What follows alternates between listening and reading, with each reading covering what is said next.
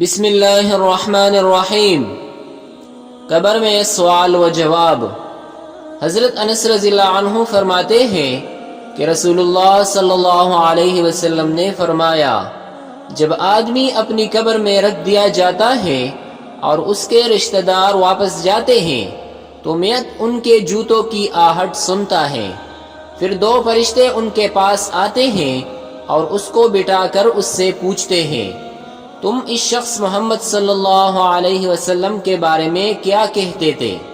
وہ جواب دیتا ہے، میں اس بات کی گواہی دیتا ہوں کہ آپ اللہ کے بندے اور اس کے رسول ہیں۔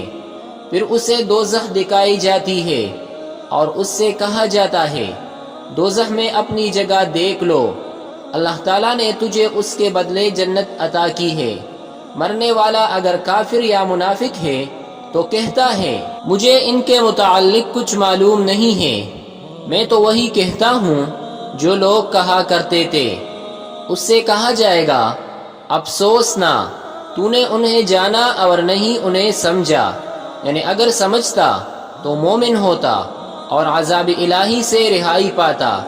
لوہے کے ہتھوڑے سے اس کی کانوں کے درمیان مارا جاتا ہے، وہ چیختا چلاتا ہے مگر اس کی چیخ کو انسان اور جن نہیں سن سکتے، ان دونوں کے علاوہ آس پاس کی دوسری تمام چیزیں سن سکتی ہے۔